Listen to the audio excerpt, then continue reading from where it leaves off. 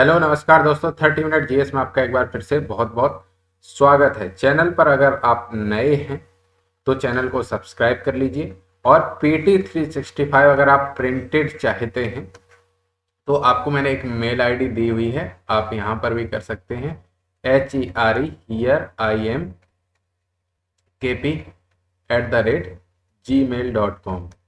ठीक है, इस पे आप मेल कर दीजिए, आपको प्रोवाइड कर दी जाएगी। HEREIMKP@gmail.com। ठीक है, तो आगे बात करते हैं। ये पॉलिटी की हिंदी की शुरू हो गई है, अप्रैल 2022 से लेकर दिसंबर 2022 तक है। ठीक है, ये तो आपको पता होगा। इसके बाद इसका आ जाता है अपडेटेड, जो आपकी अप्रैल 2023 तक की होगी, वो भी तब करा दी जाएगी। तो चलिए आगे बढ़ते हैं। तो इसमें कौन कौन से है? पहला संविधान से जुड़े हुए मुद्दे हैं, ज़्यादा नहीं, बाकी आप अंदर समझ जाएंगे। फिर है संसद, राज्य, विधानमंडल, स्थानीय सरकार की कार्यप्रणाली। आगे है चुनाव, फिर महत्वपूर्ण विधान विधेयक, सुर्खियों में रहे सांविधिक निकाय, गवर्नेंस या अधिशासन के महत्वपूर्ण पहलू। ठीक है, तो एक चीज आप याद रखिए कि जो भी पॉलिटी के क्वेश्चन बनते हैं, उसमें 50% जो स्टैटिक भी आता है, 50%, वो भी आप ये मान के चलिए कि वो भी आपका करंट से आता है, जो स्टैटिक आता है। जैसे मान लीजिए राष्ट्रपति चुनाव हुए थे, ठीक है, या उपराष्ट्रपति चुनाव हुए थे, तो उससे संबंधित क्वेश्चन आता है। तो आपको ये लगता है कि ये क्वेश्चन जो आए हैं ये स्टैटिक के हैं, लेकिन एक्चुअली ये करंट से ही होते हैं। इसलिए पीटी 365 बहुत जरूरी हो जाती है। और आप ये मत समझिएगा कि सिर्फ इसको यूपीएससी वालों को ही पढ़ना चाहिए। आप किसी भी एग्जाम की तैयारी कर रहे हैं और आपके बेसिक्स अगर क्लियर हैं तो आपको पीटी 365 पढ़ लेनी चाहिए। अगर बेसिक्स क्लियर नहीं है तो पढ़ने का कोई मतलब भी नहीं है। तो चलिए शुरू करते हैं पहले पेज पर। तो संविधान से जुड़े हुए कुछ मुद्दे, चैप्टर 1 की बात कर लेते हैं। तो इसमें सबसे पहला जो घटनाक्रम हुआ है वो हुआ है ईडब्ल्यूएस यानी कि इकोनॉमिकली वीकर सेक्शन के कोटा के बारे में। तो इसमें क्या हुआ है? इसमें यह हुआ है कि सुप्रीम कोर्ट की संविधान पीठ 103वें संविधान संशोधन की वैधता को बरकरार रखा है। और इस संशोधन के द्वारा क्या था? 103वां संविधान संशोधन कि इसके द्वारा शिक्षा और सरकारी नौकरियों में सामान्य वर्ग की आबादी में ईडब्ल्यूएस यानी कि इकोनॉमिकली वीकर सेक्शन को 10% आरक्षण दिया जाता है। तो इससे एक क्वेश्चन बन गया कि ईडब्ल्यूएस का संबंध किससे है? तो 103वें संविधान संशोधन से है। एक क्वेश्चन यहां पर बन गया। अब बात कर लेते हैं ईडब्ल्यूएस के बारे में। तो कौन से आयोग की सिफारिशों के आधार पर ईडब्ल्यूएस का आरक्षण प्रदान किया गया? क्वेश्चन नंबर 2 यही बन जाता है। तो इसका आंसर है सिन्हो आयोग की सिफारिशों के आधार पर ईडब्ल्यूएस को आरक्षण दिया है। ये आप क्वेश्चन नंबर समझ लीजिए, या ऑप्शन में आपको दे देंगे निम्न में से कौन से कथन सही है। तो 103वां दे देंगे और दे देंगे सिन्हो आयोग। हो सकता है आपको भूरिया आयोग लिख के दे दें, जबकि ईडब्ल्यूएस का आरक्षण सिन्हो आयोग की सिफारिशों के आधार पर दिया गया है। अब बात करते हैं 103वें संविधान संशोधन अधिनियम 2019 के बारे में। तो 103वां संविधान संशोधन अधिनियम 2019, इसमें ईडब्ल्यूएस आरक्षण आबादी के कैसे वर्गों को प्रदान किया जाता है? जो ओबीसी यानी कि अन्य पिछड़ा वर्ग एवं एससी एसटी यानी कि अनुसूचित जाति जनजाति वर्गों के अंतर्गत नहीं आते हैं, यानी कि अनरिजर्व्ड के जो इकोनॉमिकली वीकर सेक्शन है उसके लिए आरक्षण का प्रावधान किया गया 103वें संविधान संशोधन अधिनियम, सन भी याद रखना 2019। और ऐसे वर्गों को आरक्षण प्रदान करने के लिए 103वें संविधान संशोधन अधिनियम 2019 में संविधान में किसको जोड़ा गया है? अनुच्छेद 15(6) और 16(6). ये भी आपको याद रखना है। सेक्शन में सब सेक्शन जरूर पूछे जाते हैं। तो अनुच्छेद 15(6) और सबसेक्शन 6 और 16(6) को जोड़ा गया है 103वें संविधान संशोधन के द्वारा। ठीक है, अब आगे बढ़ते हैं। तो यह अधिनियम किसको, ईडब्ल्यूएस को आरक्षण देने की शक्ति प्रदान करता है? इंपॉर्टेंट है, यह अधिनियम केंद्र और राज्य दोनों को ईडब्ल्यूएस के आरक्षण को प्रदान करने की शक्ति देता है। हालांकि इंपॉर्टेंट पॉइंट यह है कि राज्य सरकारें यह निर्णय लेने के लिए स्वतंत्र हैं कि राज्य सरकार की नौकरियों में ईडब्ल्यूएस के लिए आरक्षण दिया जाए अथवा ना दिया जाए। ठीक है, नियुक्ति और शैक्षणिक संस्थानों में प्रवेश के लिए राज्य सरकारों को मतलब ऑप्शन है, चुनने का अधिकार है कि वो ईडब्ल्यूएस के तहत आरक्षण दें या ना दें, लेकिन केंद्र शक्ति दोनों को मिलती है 103वें संविधान संशोधन अधिनियम 2019 के द्वारा, जिसमें जोड़े गए अनुच्छेद 15(6) और 16(6). इसके बाद आगे बढ़ते हैं।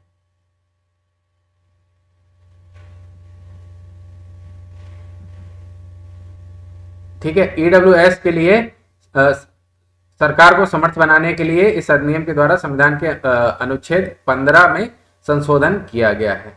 इसमें क्या कहा गया है? इसमें कहा गया है कि इसके अलावा क्या कहा गया है कि शैक्षणिक संस्थानों में प्रवेश के लिए ईडब्ल्यूएस हेतु 10% सीटों को आरक्षित किया जाता है, और लेकिन इंपॉर्टेंट यह है कि इस प्रकार का आरक्षण अल्पसंख्यक शिक्षण संस्थानों पर लागू नहीं होगा।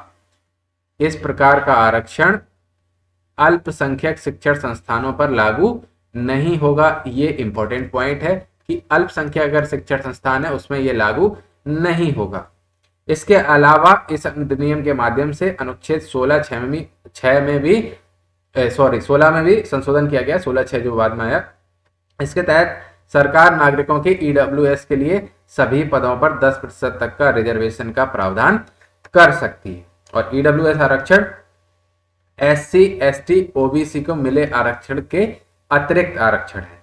और योग्यता क्या है कि कोई व्यक्ति जो एससी, एसटी, ओबीसी के लिए आरक्षण में ना आता हो और परिवार की वार्षिक आय 8 लाख रुपए से कम हो। ये ध्यान रखना, परिवार की, ठीक है, परिवार की है, ना कि व्यक्ति की। परिवार की वार्षिक आय 8 लाख रुपए से कम ना हो, यानी कि ऐसा परिवार जिसकी वार्षिक आय 8 लाख रुपए से अधिक हो वह आरक्षण हेतु पात्र नहीं है।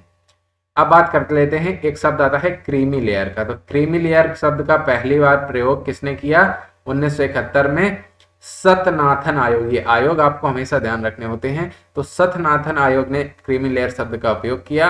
और इसके बाद इंदिरा साहनीवाद में आरक्षण के लिए निर्धारित की गई अन्य शर्तों के बारे में बात कर लेते हैं। ये इसका नहीं है, इससे पहले जो इंदिरा साहनीवाद हुआ था, आपने नाम सुना होगा काफी पहला, तो वो था आरक्षण सामाजिक व शैक्षणिक रूप से पिछड़े वर्ग के लिए उपलब्ध रहेगा। और इंदिरा साहनीवाद की बातें बता रहे, इंपॉर्टेंट है, इस पे क्वेश्चन आते हैं। ऊर्ध्वाधर यानी कि वर्टिकल आरक्षण पर 50% की अपर लिमिट होगी, यानी कि इससे ज्यादा नहीं हो सकता, और पदोन्नति में कोई आरक्षण नहीं होना चाहिए। क्वेश्चन कैसे बनता है? क्वेश्चन आपका बनता है निम्न में से इंदिरा साहनी विवाद में कहा गया था, या बोल देंगे उसकी कंक्लूजन। तो कंक्लूजन क्या निकला था कि आरक्षण सामाजिक व शैक्षणिक रूप से पिछड़े वर्ग के लिए होगा, उसमें कुछ भी आर्थिक रूप से नहीं कहा गया था इंदिरा साहनीवाद में। दूसरा, उन्होंने कहा था कि वर्टिकल आरक्षण पर लिमिट होगी 50%, यानी कि 50% से ज्यादा नहीं होना चाहिए। और इंदिरा साहनीवाद में कहा गया था कि आपको जो प्रमोशन में आरक्षण है वो नहीं दे सकते। अब बात कर लेते हैं 15(6), 16(6) की, जिसकी बार बार हम बात कर रहे थे कि 15(6) और इसमें कहा गया है। तो अनुच्छेद 15(4) और 15(6), 15(6) की बात कर रहे हैं। सॉरी, पेन दूसरा ले लेते हैं। 15(6) की बात कर लेते हैं। तो 15(4) और 15(4) में जो पहले से उल्लेखित समुदाय हैं, ठीक है, या जैसे ओबीसी और वो हैं, तो इसके अलावा आर्थिक रूप से कमजोर अन्य वर्गों की उन्नति के लिए विशेष प्रावधान करने में सरकार को सक्षम बनाता है 15(6), और यह शैक्षिक संस्थानों में उनके प्रवेश से संबंधित है।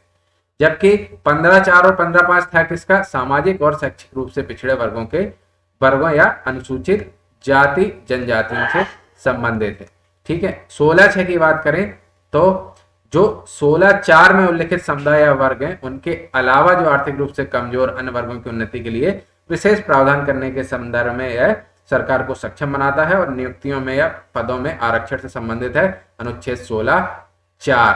और 16(4) के बाद 16(6) जोड़ा गया, तो 16(4) उन पिछड़े वर्गों के आरक्षण से संबंधित है जिनका राज्य की नजर में सेवाओं में पर्याप्त प्रतिनिधित्व नहीं है। ठीक है, तो ये 16(4), 15(4), 15(5) पहले से थे, इनमें जोड़ा गया 15(6) और 16(6). ठीक है, अब आगे बढ़ते हैं। AWS आरक्षण के तहत किसको शामिल नहीं किया गया है। तो जिनके पास 5 एकड़ भूमि है और अथवा 1000 वर्ग फुट का एक आवासीय फ्लैट है, या जिसके पास अधिसूचित नगर पालिकाओं में 100 वर्ग गज या उससे अधिक, इसके अलावा जो अन्य क्षेत्र हैं वहां पर 200 वर्ग गज का आवासीय भूखंड है, तो वो इसके लिए एलिजिबल नहीं है। कौन कौन से?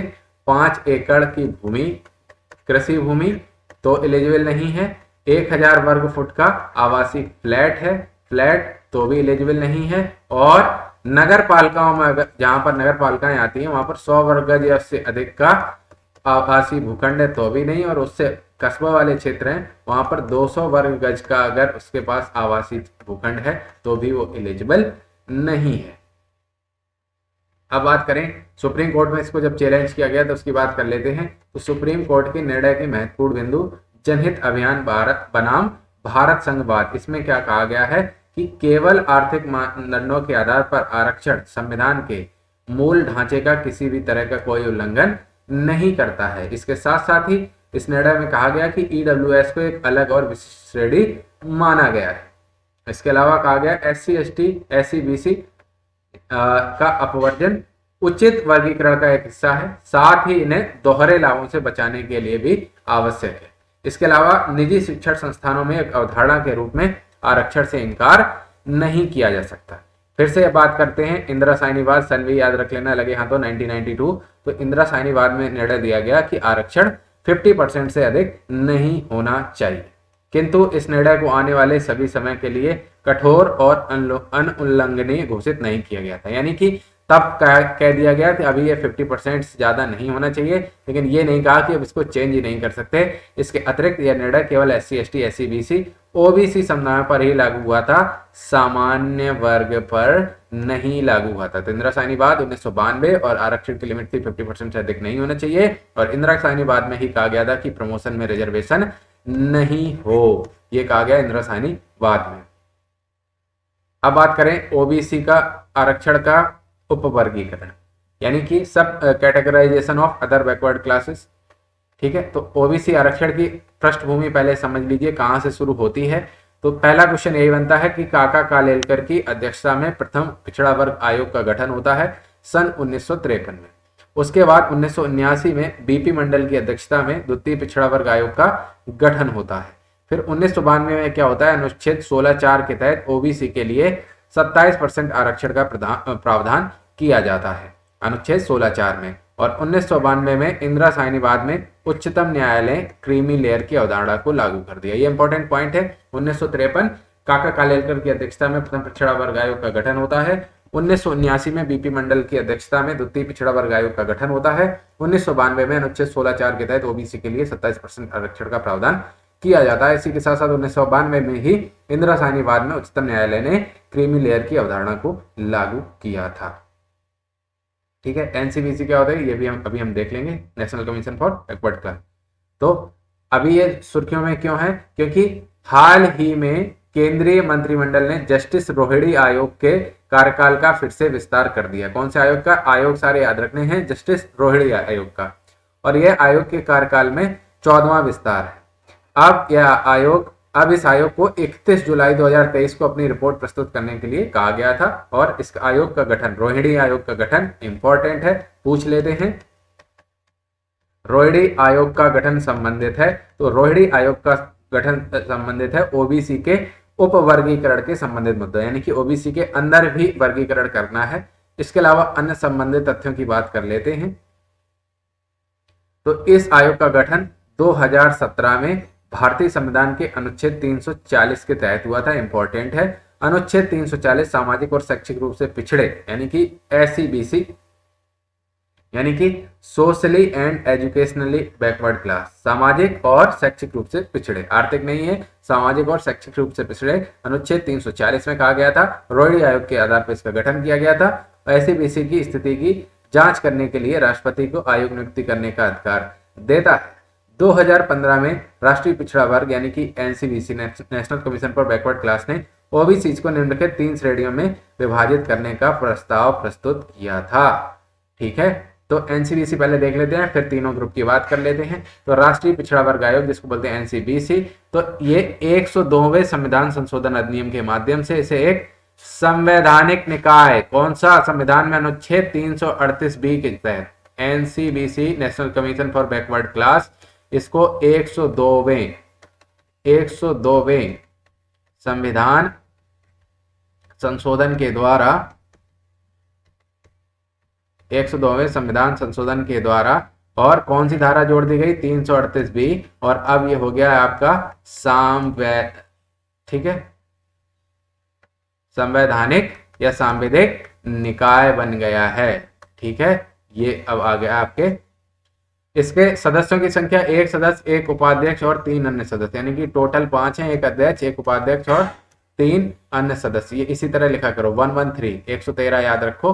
तो 1 अध्यक्ष, 1 उपाध्यक्ष, 3 अन्य सदस्य। और नियुक्ति कौन करेगा अध्यक्ष की, ये और इनको, तो वो है एनसीबीसी के अध्यक्ष की नियुक्ति करेगा राष्ट्रपति, और इनके अन्य सदस्यों की या इसके पूरे कार्यकाल को शक्ति प्रदान करेगा, पहले नियुक्ति प्रदान करेगा राष्ट्रपति।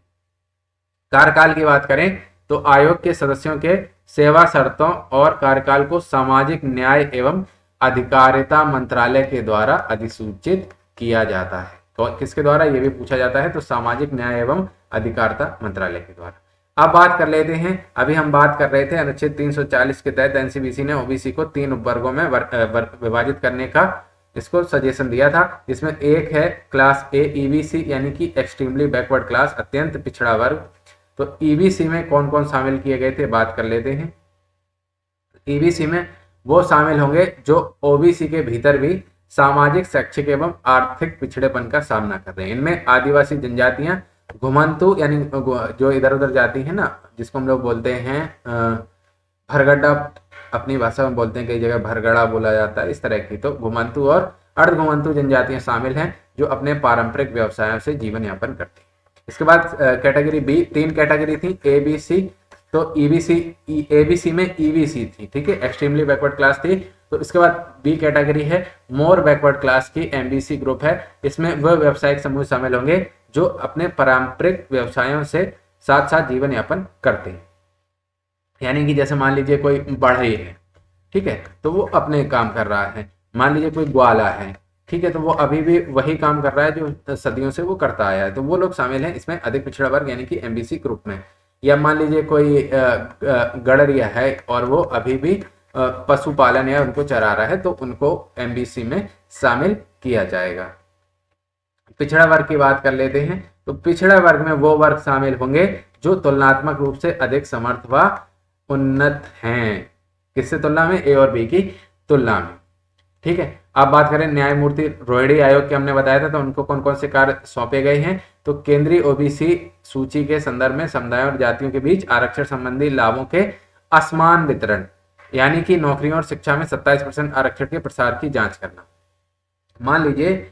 मान लीजिए इसलिए कह रहा हूं कि कई लोग क्या है ना कि सेंटिमेंटल हो जाते हैं, तो इसलिए कह रहा हूं, मान लीजिए 27% ओबीसी के लिए रिजर्वेशन आ गया, तो एक कड़वी सच्चाई है कि उसमें मान लीजिए एक जाट हैं और यादव हैं और एक दो और संपन्न जातियां हैं, संपन्न मतलब तुलनात्मक रूप से, तो ये 4 से 5 जातियों के बीच में 27% का सबसे ज्यादा है। तो रोहिणी आयोग ये जांच करेगा कि बाकी जो ओबीसी हैं क्या उन्हें भी उचित प्रतिनिधित्व मिल रहा है क्या, क्योंकि आरक्षण का मूल आधार ही है कि सरकारी पदों पर यानी नौकरियों में और शिक्षा में सभी समाजों को समता के साथ उचित प्रतिनिधित्व मिलना। इसके बाद ओबीसी के उपवर्गीकरण के लिए वैज्ञानिक दृष्टिकोण के आधार तंत्र, मानक, प्रतिमानों और मापदंडों को तैयार करना, ठीक है, ये इनकी कार्य है रोहिणी आयोग का।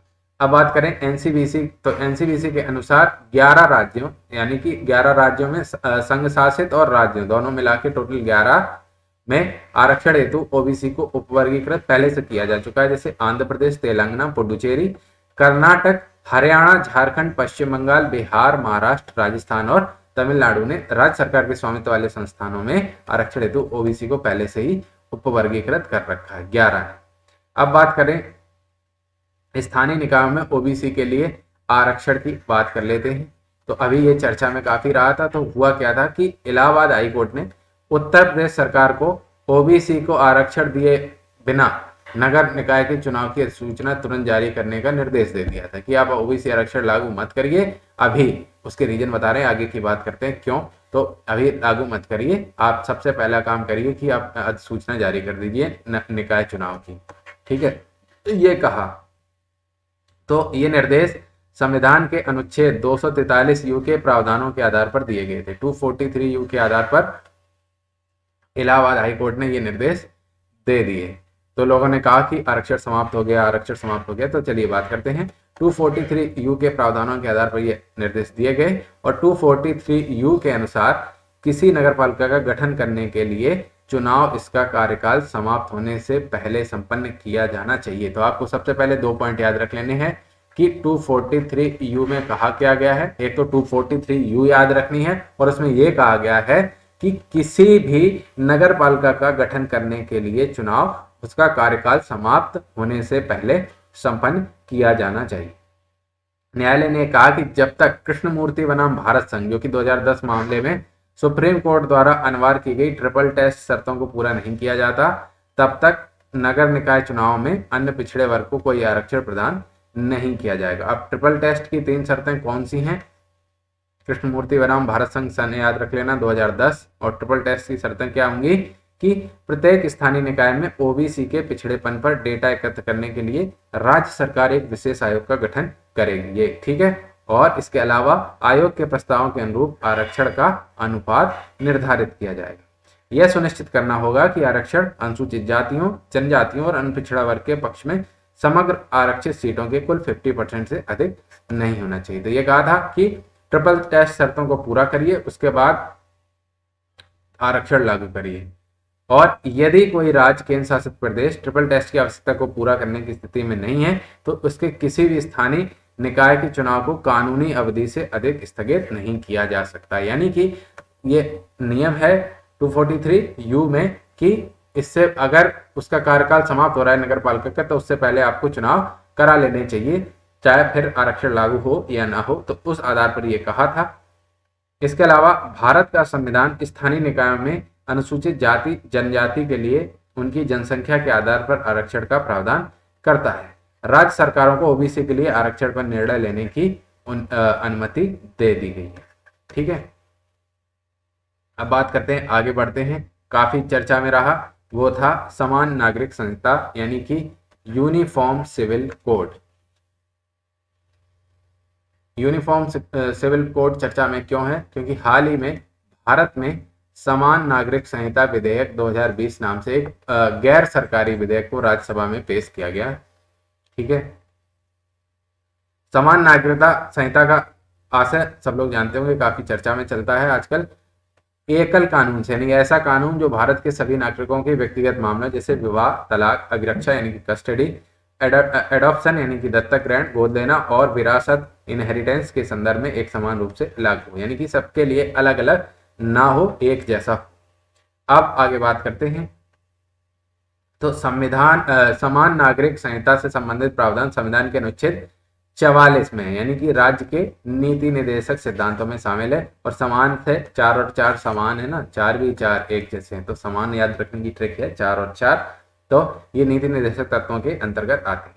इस प्रकार यूनिफॉर्म सिविल कोड संविधान के गैर न्यायिक भाग के अंतर्गत आता है। गैर न्यायिक मतलब देखिए, नीति निर्देशक तत्व केवल राज्य को क्या करना है इसके आपको एक डायरेक्शन देते हैं, गाइडेंस देते हैं, लेकिन वो न्यायालय में प्रवर्तनीय नहीं है। यानी कि यूनिफॉर्म सिविल कोड संविधान के गैर न्यायिक भाग के अंतर्गत आएगा। और साथ ही व्यक्तिगत कानून यानी कि पर्सनल लॉ समवर्ती सूची के अंतर्गत आते हैं। कोई भी पर्सनल लॉ होंगे वो किसके अंतर्गत आते हैं? समवर्ती सूची। अब बात करें भारत में व्यक्तिगत कानूनों की वर्तमान स्थिति के बारे में, तो वर्तमान समय में भारत में अलग अलग धार्मिक समुदायों के लिए अलग अलग व्यक्तिगत कानून यानी कि पर्सनल लॉज हैं और कानून उन्हीं पर लागू होते हैं।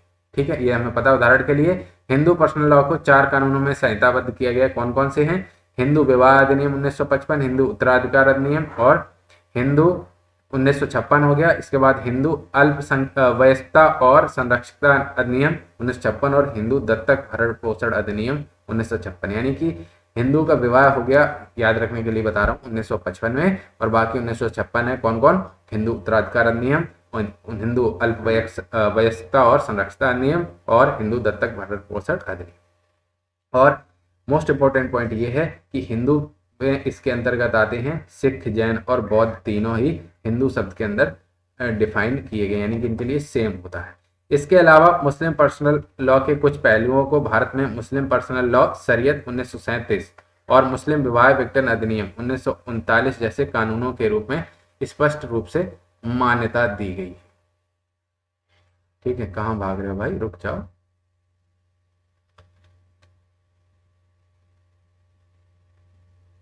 अब यूसीसी की पृष्ठभूमि बात कर लेते हैं। स्वतंत्रता से पहले तो 1840 की लेक्स लॉ की रिपोर्ट के आधार पर ब्रिटिश सरकार ने पहली बार अपराध, साक्ष्य और अनुबंधों के लिए एक समान कानून को अपनाया था। हालांकि हिंदुओं और मुस्लिमों के पर्सनल लॉ को जानबूझकर इस दायरे से बाहर रखा गया था 1840 में लेक्स लॉ की रिपोर्ट के अनुसार। 1941 में ब्रिटिश सरकार ने BN राव समिति का गठन कर दिया और इस समिति का गठन हिंदू कानून को संहिताबद्ध करने तथा महिलाओं और पुरुषों को समान अधिकार देने के लिए किया गया 1941 में। इसके बाद संविधान सभा में सरदार वल्लभ भाई पटेल की अध्यक्षता में गठित मौलिक अधिकारों की उप समिति ने माना कि यूसीसी को मौलिक अधिकारों के दायरे में अधीन लागू नहीं किया जा सकता। ऐसा उन्होंने माना कि इसको लागू नहीं किया जा सकता। क्यों? क्योंकि सबके अलग अलग पर्सनल लॉज थे। इसके बाद विशेष विवाह अधिनियम 1954 के तहत अंतर धार्मिक विवाह को भी मान्यता दी गई। ठीक है, याद रखने के लिए 1954। हिंदू विवाह अधिनियम आता है 1955 में और विशेष विवाह अधिनियम आता है 1954 में। ठीक है, और 1955-56 की अवधि के दौरान 4 हिंदू कोड शामिल किए गए, एक 55 में, बाकी 3 56 में। सुप्रीम कोर्ट के विभिन्न निर्णयों में भी यूसीसी का समर्थन किया गया है। यूसीसी के अंतर्गत महत्वपूर्ण न्यायिक निर्णयों की बात करें तो साहेबानुवाद याद रख लेना, सब भूल जाना लेकिन साहेबानों को मत भूलना। साहेबानुवाद कब? 1985। साहेबानुवाद 1985 में क्या कहा गया? इस बात में उच्चतम न्यायालय ने कहा कि संसद को एक समान नागरिक संहिता की रूपरेखा तैयार करने की दिशा में प्रयास करना चाहिए, क्योंकि एक ऐसा माध्यम है जो राष्ट्रीय सद्भाव और विधि के समक्ष समता को बढ़ावा देता है। इसके अलावा सुश्री जॉर्डन डेंगदेह बनाम SS चोपड़ावाद इंपॉर्टेंट है, ये भी 1985 है। इसमें उच्चतम न्यायालय द्वारा विवाह और तलाक के लिए समान नागरिक संहिता तैयार करने की आवश्यकता पर बल दिया गया। यानी कि ऐसा नहीं होगा कि एक आदमी 2 पत्नी से विवाह कर रहा है तो अच्छा है, दूसरा आदमी कर रहा है तो बेचारे को जेल में डालो। और आदमी नहीं, सिर्फ औरतों पर भी ये चीज लागू होती है।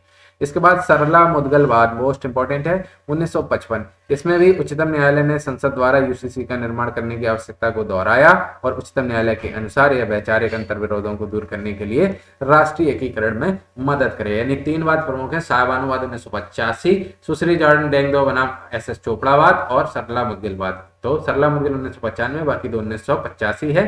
पहले में समान नागरिकता और तीनों में इसी पे जोड़ दिया गया था।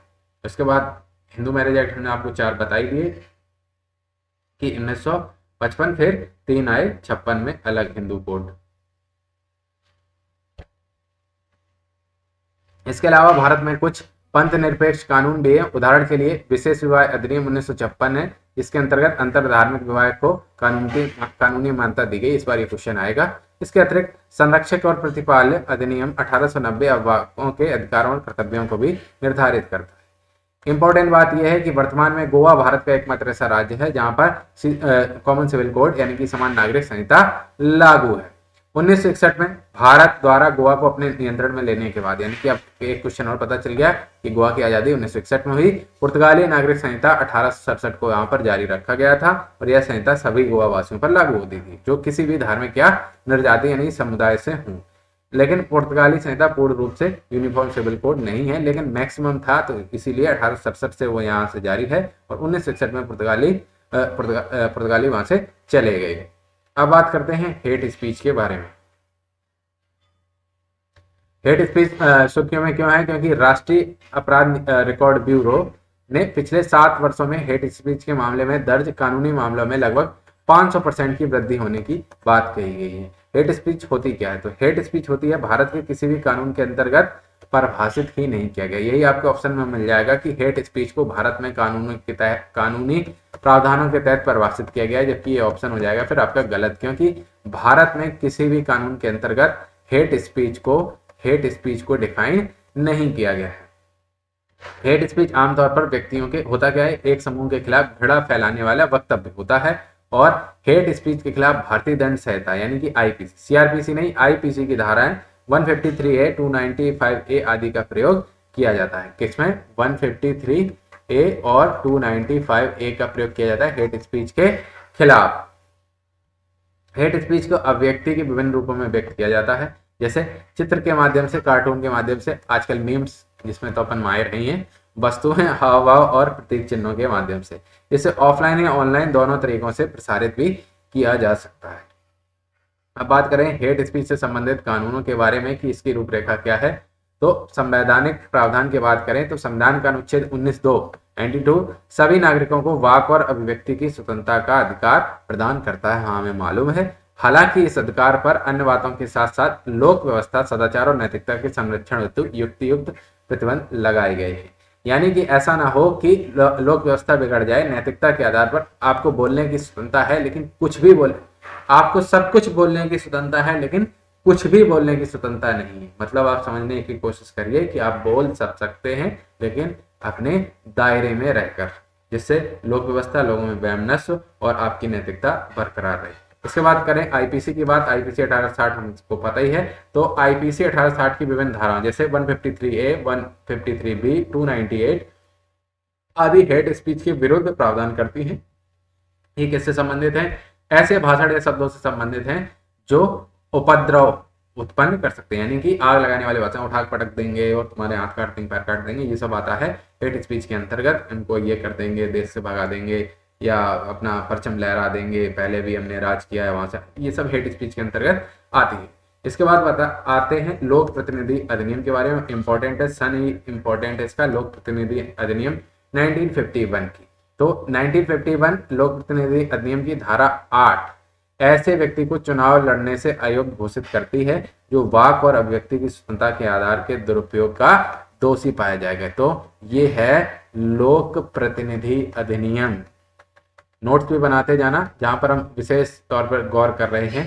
तो लोक प्रतिनिधि अधिनियम कब? सन याद रखना 1951, जिसमें धारा 8 कहती है कि अगर कोई हेट स्पीच के अंतर्गत दोषी पाया गया तो उसको चुनाव लड़ने से अयोग्य घोषित कर देंगे। इसके अलावा धारा 123 3A और धारा 125 निर्वाचन के संबंध में धर्म, मूल, वंश, जाति, समुदाय या भाषा के आधार पर शत्रुता फैलाने वाली गतिविधियों को एक भ्रष्ट चुनावी आचरण मानती है, साथ ही इन गतिविधियों को प्रतिबंधित भी कर देती है।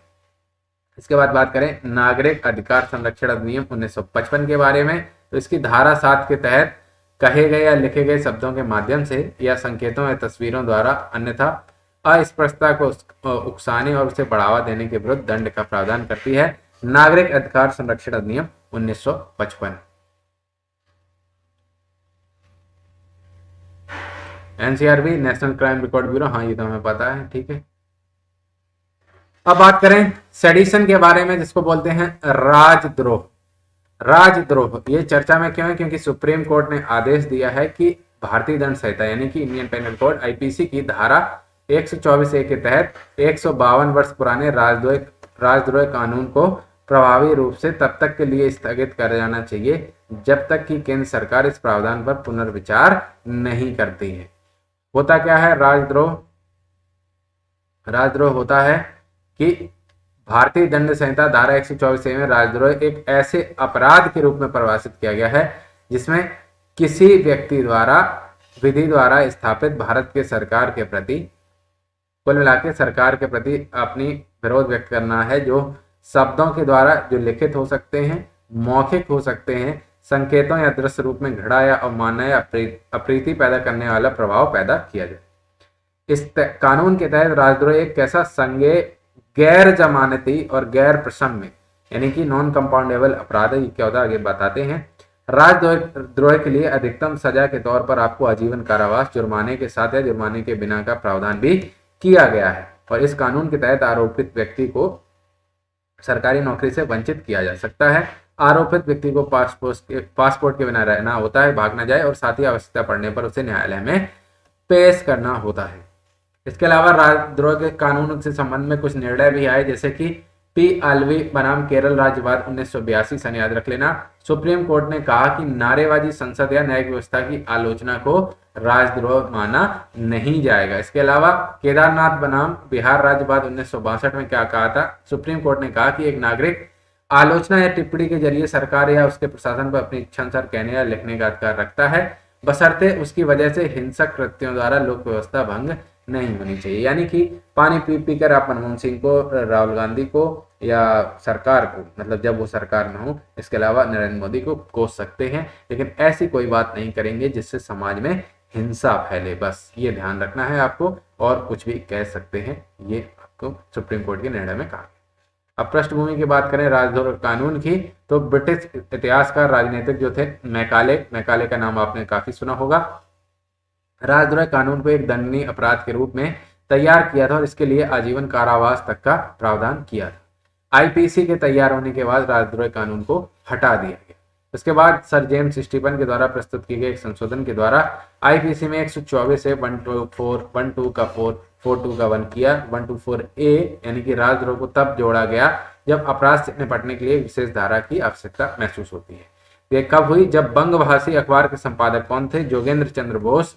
उन्होंने एज ऑफ कंसेंट बिल की आलोचना करने वाला एक लेख प्रकाशित किया, तब राजद्रोह का पहला मामला दर्ज हुआ। बंगवासी अखबार के संपादक कौन थे? जोगेंद्र चंद्र बोस। इसके अलावा बाल गंगाधर तिलक यानी बेसेंट अली बंधुओं, मौलाना आजाद, महात्मा गांधी और बहुत से नेताओं को कारावास का भी सामना करना पड़ा है। इस कारण से अब सबके ऊपर बीती हुई बैठी थी, इसलिए भारतीय नेता संविधान से राजद्रोह कानून को हटाने पर सहमत हो गए थे। राजद्रोह अब भारतीय संविधान का हिस्सा नहीं है, वो तो आईपीसी में शामिल है। 124A बनी हुई है धारा, और नेहरू सरकार ने अनुच्छेद 19(1)A के तहत पहला संशोधन पारित किया था और अब व्यक्ति की स्वतंत्रता के अधिकार पर युक्त प्रतिबंध लगा दिया था। नेहरू सरकार ने बिल्कुल सही कहा था कि आप कुछ भी बोलें, लेकिन अपनी औकात में रहकर बोलें, जिससे समाज में युक्त का मतलब होता है ऐसा ना हो समाज में दंगे या वैमनस्यता पैदा हो जाए। तो 19(1)A में पहला संशोधन किया नेहरू सरकार ने, और अब व्यक्ति की स्वतंत्रता के अधिकार पर युक्त प्रतिबंध लगा दिया, यानी कुछ विशेष कंडीशन साथ है। आपको बोलने की पूरी आजादी, लेकिन कुछ छोटी सी कंडीशन है, बस वो। इसके बाद केदारनाथ निर्णय में, बिहार सरकार बनाम केदारनाथ निर्णय में संवैधानिक पीठ ने राजद्रोह कानून की वैधता को बरकरार रखा था, ये भी आपको याद रखना है। इसके बाद इंदिरा गांधी सरकार ने आईपीसी की धारा 124A को संज्ञेय अपराध यानी कि कॉग्निजेबल ऑफेंस बना दिया, जो पुलिस को बिना वारंट के गिरफ्तारी करने का अधिकार देती है। क्या बात करी इंदिरा गांधी ने, गजब की बात कर दी। 124A को संज्ञेय अपराध बना दिया, यानी कि राजद्रोह एक संज्ञेय अपराध हो गया जिसमें पुलिस बिना वारंट के गिरफ्तारी करने का अधिकार प्राप्त कर चुकी थी।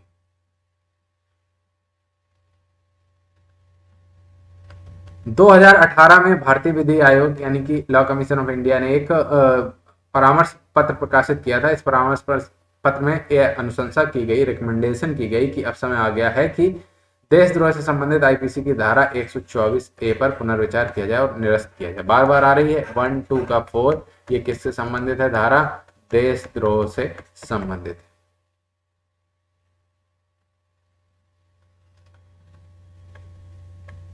इसके बाद बात करें प्रिवेंटिव डिटेंशन की, ये सुर्खियों में क्यों है? ये इसलिए ये सुर्खियों में इसलिए है कि सुप्रीम कोर्ट ने निर्णय देते हुए कहा कि प्रिवेंटिव डिटेंशन का केवल असाधारण परिस्थितियों में ही उपयोग करना चाहिए। होता क्या है?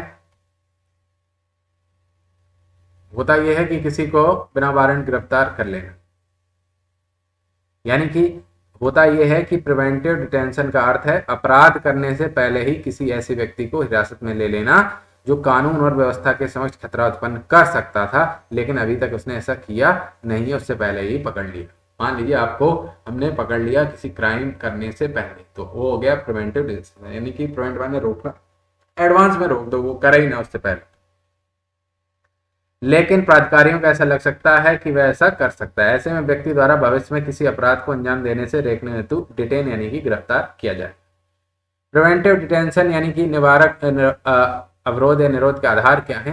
एक तो यह है कि राज्य की सुरक्षा, दूसरी विदेशी मामले में भारत की सुरक्षा, लोक व्यवस्था बनाए रखने के लिए और आपूर्ति और सेवाओं को बहाल रखने तथा रक्षा संबंधी मामलों में भी प्रिवेंटिव डिटेंशन का उपयोग कर दिया जाता है। इसके अलावा अन्य शब्द तथ्यों की बात करें तो सुप्रीम कोर्ट ने अपने आदेश में कहा कि प्रिवेंटिव डिटेंशन राज्य को प्राप्त एक असाधारण शक्ति है, यह व्यक्ति की व्यक्तिगत स्वतंत्रता को प्रभावित करती है।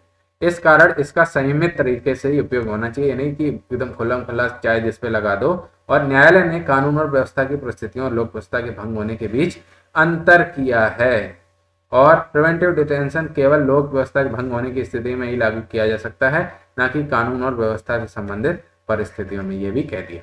इसके बाद ऊपर आते हैं, पृष्ठभूमि देखते हैं। तो गिरफ्तारी और प्रिवेंटिव डिटेंशन के खिलाफ संवैधानिक सुरक्षा उपायों के बारे में बात कर लेते हैं। तो अनुच्छेद 22(1), अनुच्छेद 22, ये सारे अनुच्छेद याद रख लेना। 22(1) में कहता है कि किसी भी व्यक्ति को गिरफ्तारी के कारणों की जानकारी दिए बिना उसे कस्टडी में रखकर डिटेन नहीं किया जा सकता है या अपनी रुचि के वकील को परामर्श करने का बचाव करने के अधिकार से वंचित नहीं किया जा सकता। यानी कि यदि किसी को कस्टडी में लिया है तो उससे गिरफ्तारी के कारणों को जानने का अधिकार है, साथ ही उसे अपने मनपसंद वकील को चुनने का भी अधिकार है। इसके बाद अनुच्छेद 22(2) आता है, तो जिसके तहत प्रत्येक व्यक्ति जिसे गिरफ्तार किया गया है या कस्टडी में रखकर डिटेन किया गया है उसे गिरफ्तारी के 24 घंटे के भीतर मजिस्ट्रेट के समक्ष पेश किया जाएगा। ठीक है, इंपॉर्टेंट है। 24 घंटे के अंदर डिटेन करने के 24 घंटे के भीतर मजिस्ट्रेट के सामने पेश किया जाएगा और मजिस्ट्रेट्स के आदेश के बिना किसी भी व्यक्ति को 24 घंटे से अधिक समय के लिए कस्टडी में रखकर डिटेन नहीं किया जा सकता। तभी कहते हैं ना, कोर्ट से उन्होंने न्यायिक हिरासत मांगी है। इसके बाद अनुच्छेद 22(3) की बात करें तो उपरोक्त 2 खंड उस व्यक्ति पर लागू नहीं होंगे जो उस समय भारत के किसी शत्रु देश का नागरिक है या जिसे किसी प्रिवेंटिव डिटेंशन कानून के तहत गिरफ्तार या डिटेन किया गया है। यानी कि अगर किसी व्यक्ति को प्रिवेंटिव डिटेंशन कानून के तहत गिरफ्तार किया गया है अथवा वह किसी शत्रु देश का है तो उसके ऊपर अनुच्छेद 22(1) और 22(2) लागू नहीं होंगे। यानी कि उसके ऊपर ये कंडीशन अप्लाई नहीं होंगी कि उसे गिरफ्तारी कारणों का जानने का हक हो या फिर उसे 24 घंटे के भीतर ही जरूरी नहीं कि उसे कोर्ट के सामने प्रस्तुत करना पड़े। मान लीजिए कोई आतंकवादी है तो पहले हम कोर्ट के सामने प्रस्तुत करेंगे कि पहले उसको पकड़ के उससे पूछेंगे, भैया आगे की आपकी प्लानिंग क्या थी ब्रो, थोड़ा बताइए आप कहाँ बम फोड़ने वाले थे। कि पहले मजिस्ट्रेट के पास ले जाएंगे तब तक तो 10-20 धमाके हो जाएंगे। इसलिए ये कानून अनुच्छेद 22(3) लाया गया, यानी कि 3 तिगाड़ा काम बिगाड़ा, आपको याद रखने की ट्रिक है। अनुच्छेद 22(4) की बात करें तो किसी भी व्यक्ति को 3 महीने से अधिक की अवधि के लिए गिरफ्तार नहीं किया जा सकता। हालांकि सलाहकार बोर्ड अगर यह प्रस्तुत कर दे कि इस तरह की डिटेंशन के लिए पर्याप्त कारण मौजूद हैं तो किसी व्यक्ति को 3 महीने से अधिक के लिए भी डिटेन किया जा सकता है। यानी कि सामान्य कंडीशन में यदि किसी को गिरफ्तार किया गया और उसे सजा नहीं बोली गई है तो आप मैक्सिमम उसको 3 महीने के लिए रख सकते हैं। लेकिन अगर कोई सलाहकार बोर्ड यह प्रस्तुति कर दे कि डिटेंशन के लिए बहुत जरूरी पर्याप्त कारण है तो उस व्यक्ति को 3 महीने से अधिक के लिए भी डिटेन किया जा सकता है। अनुच्छेद 22(7)(b) में अनुच्छेद 22(4) का अपवाद दिया गया। अपवाद क्या है कि किसी व्यक्ति को सलाहकार बोर्ड की राय के बिना 3 महीने से अधिक समय के लिए डिटेन किया जा सकता है यदि संसद कानून के द्वारा यह प्रावधान करे। क्या कि ऐसे डिटेंशन की मैक्सिमम अवधि कितनी होगी तथा परिस्थितियां, व्यक्तियों के वर्ग और ऐसे मामले जिन पर ऐसा कानून लागू हो सकता है, ये भी बता देंगे। ठीक है,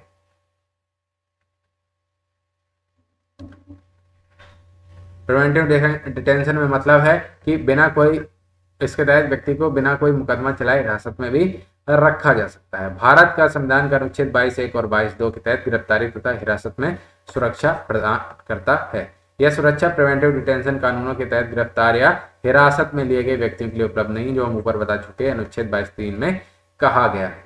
निम्नलिखित कुछ कानून है जिनमें प्रिवेंटिव डिटेंशन के तहत प्रावधान किए गए हैं। कौन कौन से कानून में देख लीजिए आप।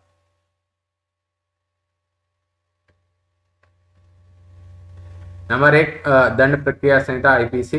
इसके बाद narcotics, drugs and psychotropic substance act 1985 important है। और तीसरा है गैर कानूनी गतिविधियां रोकथाम अधिनियम। चौथा दंड प्रक्रिया संहिता सीआरपीसी भी धारा 151 के अंतर्गत प्रिवेंटिव डिटेंशन के तहत गिरफ्तारी का प्रावधान करती है। सीआरपीसी भी उसके धारा 151 के तहत, सीआरपीसी धारा 151 के तहत यदि पुलिस को लगता है कि किसी संज्ञेय अपराध को रोकने के लिए प्रिवेंटिव डिटेंशन के तहत गिरफ्तारी करना आवश्यक है तो उसे ऐसा अधिकार दिया जा सकता है। ठीक है, तो अब ऊपर बात करते हैं। तो प्रिवेंटिव डिटेंशन के संबंध में कुछ निर्णय की बात कर लेते हैं। तो AK गोपालन बनाम मद्रास राज्य 1950। आप क्या करेंगे, जब मैं ऐसे ट्रिक कर रहा हूं, जितने भी निर्णय हैं, आयोग हैं, समितियां हैं, इनके अलग से आप नोट्स बना लेंगे। तो A.K. गोपालन बनाम मद्रास राज्य 1950 के न्यायालय ने अनुच्छेद 22(5) को स्पष्ट प्रावधानों के कारण प्रिवेंटिव डिटेंशन अधिनियम को स्वीकृति दी थी। सिब्बन लाल बनाम उत्तर प्रदेश राज्य बाद में सुप्रीम कोर्ट ने कहा कि अदालत डिटेन करने की वास्तविकता या डिटेन करने के कोर्ट में पेश तथ्यों की जांच करने में सक्षम नहीं है। इसके बाद शंभुनाथ शंकर बनाम पश्चिम बंगाल राज्य बाद में कहा कि हालांकि प्रिवेंटिव डिटेंशन की अवधारणा अपने आप में कठोर है और संविधान में गारंटीकृत मौलिक अधिकारों का उल्लंघन करती है, लेकिन कभी कभी देश की सुरक्षा को बनाए रखने के लिए राज्य के द्वारा इस तरह के अत्यधिक कठोर कदम उठाने आवश्यक होते हैं। इसके बाद बात करें भारत में प्रिवेंटिव डिटेंशन यानी कि निवारक विरोध के से जुड़े हुए कुछ कानूनों के, तो निवारक विरोध अधिनियम 1950 की बात करें तो यह इस तरह का पहला कानून था। यह राष्ट्र विरोधी तत्वों द्वारा राष्ट्र की सुरक्षा और रक्षा के विरुद्ध शत्रुतापूर्ण कार्य करने को रोकने के लिए लागू किया गया था, निवारक निरोध अधिनियम 1950। इसके बाद आता है मीसा, इंपॉर्टेंट है मीसा 1971, 77, 90। तो यह आपातकाल के दौरान सरकार को चुनौती देने वाले राजनीतिक विरोधियों, ट्रेड यूनियनों और नागरिक समाज समूहों के खिलाफ उपयोग किया गया कुख्यात कानून था और 1978 के 44वें संविधान संशोधन अधिनियम द्वारा मीसा के कानून को रद्द कर दिया गया और लालू ने अपनी पुत्री का नाम भी मीसा इसी के विरोध में रखा था। इसके बाद बात करें विदेशी मुद्रा संरक्षण और तस्करी निवारण अधिनियम 1974 की बात करें तो इसमें विदेशी मुद्रा के संरक्षण और उसमें वृद्धि करने एवं तस्करी को रोकने के लिए प्रिवेंटिव डिटेंशन का भी प्रावधान किया गया है। इसके बाद टाडा आया है, टाडा और पोटा काफी फेमस रहे आतंकवादी निरोधी। तो आतंकवाद और विध्वंसकारी गतिविधियां रोकथाम अधिनियम टाडा की बात करें तो ये आता है 1985 सन, याद रख लेना। इसमें निवारक निरोध की प्रणाली के तहत बनाया गया था और शक्तिशाली और प्रतिबंधात्मक कानून इसको माना जाता है टाडा को। इसके बाद आता है आतंकवाद निवारण अधिनियम पोटा, ठीक है। तो प्रिवेंशन ऑफ टेररिज्म एक्ट पोटा 2002, ये टाडा के समान उद्देश्यों के लिए बनाया गया कानून था, ठीक है। अब बात करते हैं आगे गैर कानूनी गतिविधियां रोकथाम अधिनियम 1967 की, यानी कि यूएपीए की। काफी नाम सुना होगा, unlawful activities prevention act UAPA 1967। तो केंद्र सरकार ने पॉपुलर फ्रंट ऑफ इंडिया यानी कि पीएफआई को यूएपीए 1967 के तहत एक गैर कानूनी संगठन घोषित कर दिया है। यूएपीए होता क्या है? तो यूएपीए 1967 को व्यक्तियों और संगठनों की कुछ गैर कानूनी गतिविधियों की प्रभावी रोकथाम हेतु अधिनियमित किया गया था। साथ ही साथ यह अधिनियम आतंकवादी गतिविधियों और उससे संबंधित जुड़े मामलों से भी संबंधित है।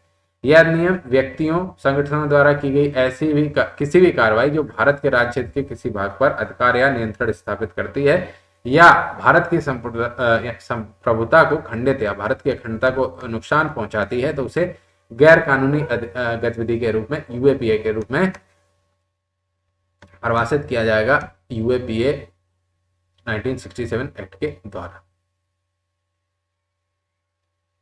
इंपॉर्टेंट बात यह है कि यूएपीए के तहत मामलों की जांच कौन कर सकती है? राज्य पुलिस और एनआईए दोनों के द्वारा की जाती है जांच। और यह अधिनियम केंद्र सरकार को गैर कानूनी घोषित किए गए संगठनों को अखिल भारतीय स्तर पर यानी पूरे भारत में प्रतिबंधित करने की भी शक्ति प्रदान करती है।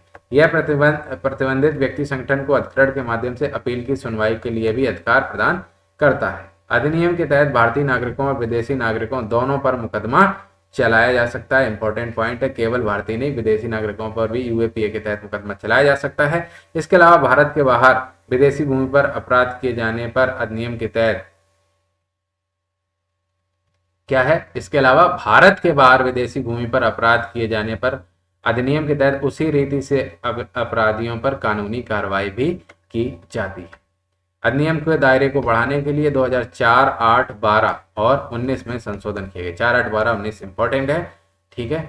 तो यूएपीए 2019 संशोधन अधिनियम के विवरण की बात कर लेते हैं। तो नंबर 1 है विशेषताएं और उनके विवरण। तो उनमें नंबर 1 है आतंकवादी घोषित करने की शक्ति। तो विवरण क्या है कि केंद्र सरकार किसी दोषी संगठन को आतंकवादी संगठन के रूप में घोषित कर सकती है यदि वह क्या आतंकवादी गतिविधियों को अंजाम दे या उसमें भाग ले, आतंकवादियों के लिए तैयारी करे, आतंकवाद को बढ़ावा दे, किसी अन्य प्रकार से आतंकवाद में शामिल।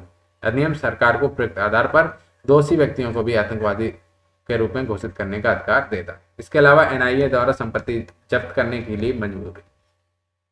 तो जांच अधिकारी को आतंकवाद से जुड़ी संपत्तियों को जब्त करने के लिए पुलिस महानिदेशक यानी कि डीजीपी से पूर्व मंजूरी आवश्यक होती है। इसके अलावा एनआईए द्वारा जांच तो डीएसपी या एसीपी या इससे ऊपर के रैंक के अधिकारियों के द्वारा जांच की जाती है। यह अधिनियम एनआईए में इंस्पेक्टर या उससे ऊपर के रैंक के अधिकारियों को मामले की जांच करने का अधिकार दे देता है। ठीक है, यूएपीए 1967 अधिनियम की बात हो रही है। कन्वेंशन की बात करें तो मूल अधिनियम के तहत 9 संधियों को सूचीबद्ध किया गया है। इसमें आतंकवादी बमबारी का दमन करने संबंधी अंतर्राष्ट्रीय कन्वेंशन 1997 है। इसके अलावा बंधक बनाने के विरुद्ध कन्वेंशन 1979 आदि शामिल। यूएपीए अधिनियम 2019 के तहत परमाणु आतंकवाद से संबंधित कृत्यों के दमन हेतु अंतर्राष्ट्रीय कन्वेंशन को भी सूची में जोड़ा गया है। अब आगे बात करते हैं फोन टैपिंग की। तो फोन टैपिंग सुर्खियों में क्यों है? 2019 में राजनीतिक नेताओं के फोन टैप करने के लिए आईपीएस अधिकारी की जांच कर रही। फोन टैपिंग होता क्या है? मतलब गुप्त माध्यम से इंटरनेट आधारित संचार और फोन की निगरानी करना, उसके मैसेज, कॉल डिटेल्स आदि पढ़ना या सुनना। फोन टैपिंग का अर्थ है वायर टैपिंग या लाइन टैपिंग अथवा इंटरनेशनल ऑफ फोन यानी फोन वाली कॉल की बातचीत सुनना। और इसकी शुरुआत पहली बार संयुक्त राज्य अमेरिका में 1890 के दशक में टेलीफोन रिकॉर्डर के आविष्कार के बाद चालू होती है फोन टैपिंग। फोन टैपिंग हेतु आधार यानी कि कब आप फोन टैपिंग कर सकते हैं? आप मतलब आप नहीं, जो संबंधित एजेंसियां हैं। तो भारत की संप्रभुता और अखंडता के हित में आप कर सकते हैं, देश की सुरक्षा के हित में कर सकते हैं, दूसरों देशों के साथ मैत्रीपूर्ण संबंधों के हित में कर सकते हैं, लोक व्यवस्था हित में अपराधों को अंजाम देने के लिए उकसाने से रोकने हेतु। लेकिन ये प्रेस के लिए क्या है? अपवाद है। इनकी आप फोन टैपिंग नहीं कर सकते। कब तक? तो केंद्र या राज्य सरकार को मान्यता प्राप्त संवाददाताओं के प्रेस संदेशों को तब तक इंटरसेप्ट नहीं किया जाएगा जब तक कि ऐसे प्रसारणों से प्रतिबंधित ना किया। इसके बाद इसी में बात कर लेते हैं फोन टैपिंग से संबंधित संवैधानिक और कानूनी सुरक्षा उपायों के बारे में। तो 7वीं अनुसूची, तो संघ सूची की प्रविष्टि 31 में अन्य संचार उपकरणों में टेलीफोन का भी उल्लेख किया गया। इसके बाद अनुच्छेद 19 जो कि अभिव्यक्ति की स्वतंत्रता से संबंधित हम जानते हैं। तो यदि कोई व्यक्ति टेलीफोन पर बात कर रहा है तो वह बोलने और अभिव्यक्ति की स्वतंत्रता के अपने अधिकार का प्रयोग कर रहा है। इस प्रकार टेलीफोन की टैपिंग करने से अनुच्छेद 19(1)(a) का उल्लंघन तब होगा जब यह अनुच्छेद 19(2) में निर्धारित इस अधिकार पर किए गए प्रतिबंध के तहत नहीं आएगा।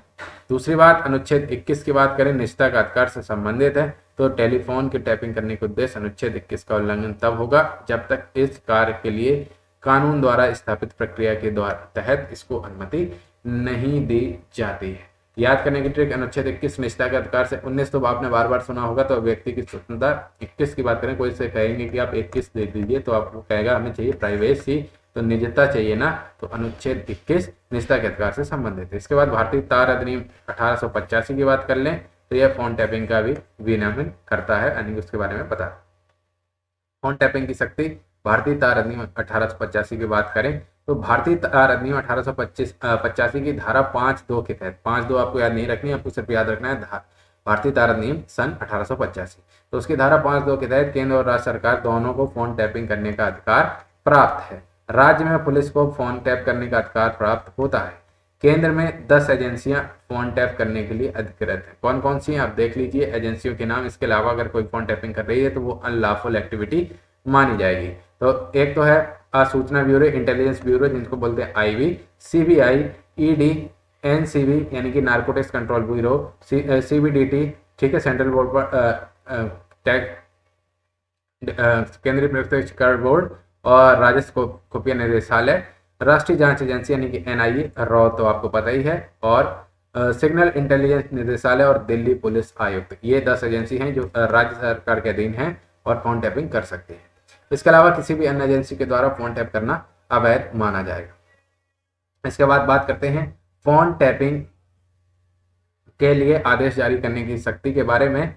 तो भारतीय तार संशोधन अधिनियम 2007 आ गया, उसके नियम 419(1)(a) के अनुसार फोन टैपिंग के आदेश केवल केंद्रीय गृह मंत्रालय के सचिव अथवा राज्यों में इसके समकक्ष अधिकारी द्वारा ही जारी किए जा सकते हैं। कौन? केंद्रीय गृह मंत्रालय के सचिव हों अथवा राज्य में इसके सचिव हों समकक्ष।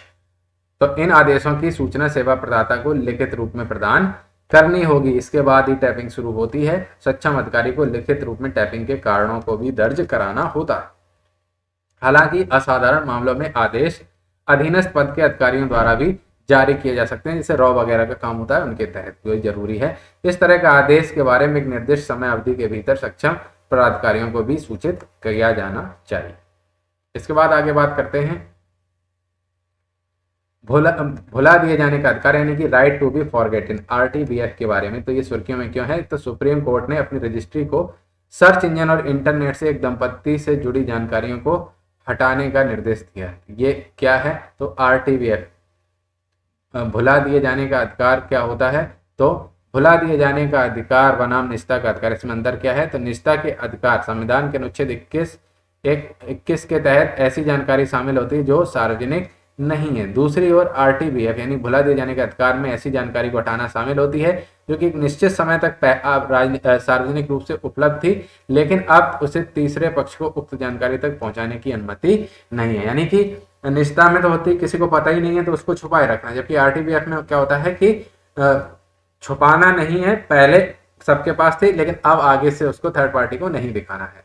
तो आरटीबीएफ वस्तुतः इंटरनेट और सर्च इंजन, डेटाबेस, वेबसाइट या किसी अन्य सार्वजनिक प्लेटफॉर्म आदि से सार्वजनिक रूप से उपलब्ध व्यक्तिगत जानकारी को उस स्थिति में हटाने का अधिकार है जब वह व्यक्तिगत जानकारी आवश्यक या प्रासंगिक नहीं रह जाती है। और आरटीबीएफ एक असीमित अधिकार नहीं हो सकता, इस पर युक्तियुक्त प्रतिबंध लगाए जा सकते हैं। और ये क्या है प्रतिबंध? आगे देखिए। इसे सामान्य डेटा संरक्षण विनियमन के तहत यूरोपीय संघ में कानूनी अधिकार के रूप में मान्यता दी गई है। साथ ही इसे यूके और यूरोप में कई देशों की अदालतों द्वारा भी बरकरार रखा गया है। इसके अलावा 1995 में डेटा संरक्षण पर यूरोपीय संघ के निर्देश के द्वारा पहली बार एक अधिकार के रूप में मान्यता दी गई थी। जीडीपीआर 2016 का अनुच्छेद 17 सूचना हटाने का अधिकार या भुला दिए जाने का अधिकार प्रदान करता है। यह किसी डेटा से जुड़े व्यक्ति पक्ष को यह अनुमति देता है कि वह व्यक्तिगत डेटा को अविलंब हटाने का अनुरोध कर सकता है। इंपॉर्टेंट बात ये पढ़ो, फालतू की बात थी वो थी, भारत में ऐसा कोई कानून नहीं है जो विशेष रूप से आरटीबीएफ का प्रावधान करता हो। ठीक है, भारत में ऐसा कोई भी कानून नहीं है।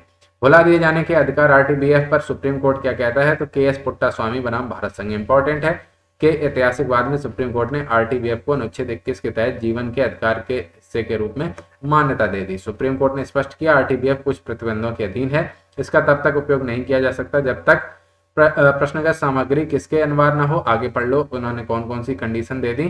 कंडीशन ये दे दी कि अभिव्यक्ति की स्वतंत्रता और सूचना के अधिकार के प्रयोग के लिए, कानूनी दायित्वों का निर्वहन करने के लिए, सामाजिक हित व लोक स्वास्थ्य हेतु कर्तव्यों का निष्पादन करने के लिए, जनहित में सूचना का संरक्षण करने के लिए, वैज्ञानिक या ऐतिहासिक अध्ययन के उद्देश्य से या सांख्यिकीय उद्देश्य से, और कानूनी दावों को अमल में लाने, उनके क्रियान्वयन और कानूनी पक्ष पर। यानी कि इन कंडीशन में आरटीबीएफ काम नहीं करेगा। ऐसा नहीं होगा आपने हटा दो इसको, ऐसा काम नहीं चलेगा। इसके बाद बात कर लेते हैं कुछ अन्य महत्वपूर्ण सुर्खियों के बारे में। तो एक मिनट, थोड़ा सा कलर चेंज कर लेते हैं। कौन सा कलर लेते हैं? ब्लू ले लेते। ब्लू में मजा नहीं आ रहा है।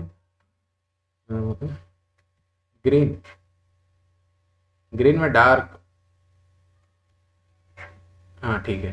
भारत में अल्पसंख्यक का दर्जा, माइनॉरिटी स्टेटस ऑफ इंडिया की बात करें तो भारत के संविधान में अल्पसंख्यक शब्द को परिभाषित नहीं किया गया है। यही ऑप्शन आ जाता है इनमें से कौन से कथन सत्य हैं? तो संविधान में अल्पसंख्यक शब्द को कहीं पे भी परिभाषित नहीं किया गया है, लेकिन अल्पसंख्यकों के संबंधित अधिकारों को अनुच्छेद 29 और 30 के तहत वर्णित किया गया है। इसके साथ साथ अनुच्छेद 350 भी, याद रखना 350 भी, इसमें भाषाई अल्पसंख्यकों के लिए विशेष अधिकारी नियुक्त किए जाने का भी उपबंध किया गया है।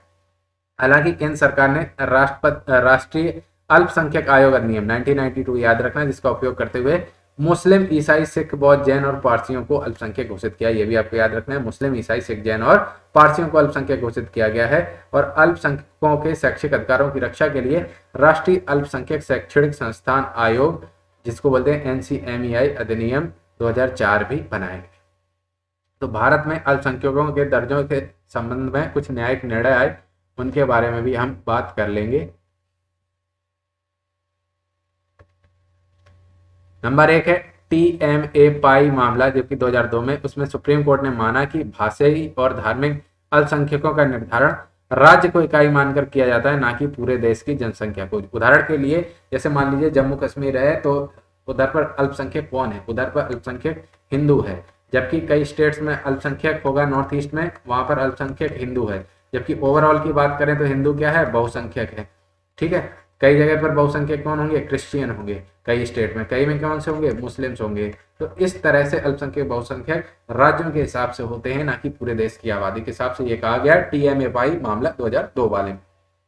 इसके अलावा केरल शिक्षा विधेयक मामला 1958 में सुप्रीम कोर्ट ने इस तर्क को खारिज कर दिया था कि अल्पसंख्यकों की पहचान ब्लॉक या जिला स्तर पर की जानी चाहिए। मतलब अब उन्होंने कहा कि हम तो ब्लॉक स्तर करें, बोले नहीं नहीं, केवल राज्य स्तर पर अल्पसंख्यकों की जांच होनी चाहिए। ये केरल शिक्षा विधेयक मामले में निकलकर सामने आता है।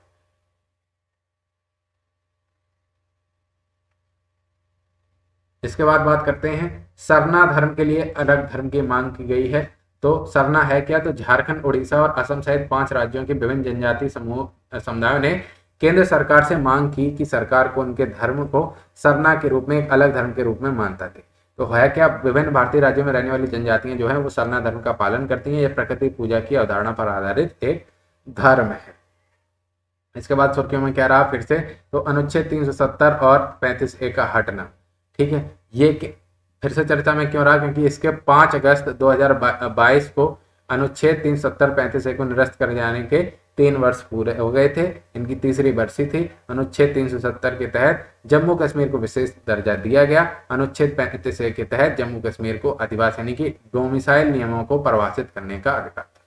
यानी कि 370 जो था वो था विशेष राज्य से संबंधित दर्जे से, जबकि 35A था कि जम्मू कश्मीर को डोमिसाइल नियमों को स्वयं को परिभाषित करने का अधिकार दिया गया था। अगस्त 2019 में भारत के राष्ट्रपति ने संविधान जम्मू कश्मीर पर आदेश 2019 जारी किया। इसमें उपबंध किया गया था कि भारतीय संविधान के समस्त प्रावधान अब जम्मू कश्मीर पर लागू होंगे।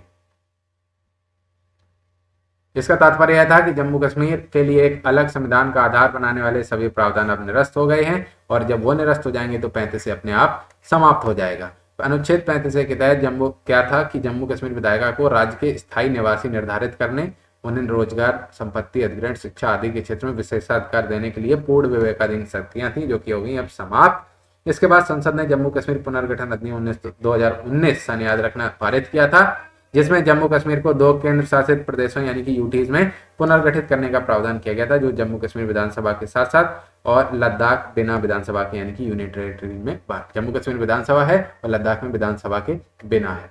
इसके बाद बात करते हैं अनुच्छेद 370 को समाप्त करने के मुख्य प्रभाव क्या हुए कि जम्मू और कश्मीर में भारतीय संविधान को पूर्ण रूप से लागू हो गया। रणवीर दंड संहिता जम्मू कश्मीर के लिए एक अलग दंड संहिता थी, याद रखना, रणवीर दंड संहिता, उसके स्थान पर अब हो गई इंडियन पिनल कोड IPC लागू हो गई, और जम्मू कश्मीर का कोई अलग झंडा नहीं रह गया, एकमात्र झंडा अपना प्यारा तिरंगा झंडा रह गया। आप आराम से खूब लहराओ, मौज से, जय हिंद चिल्लाओ।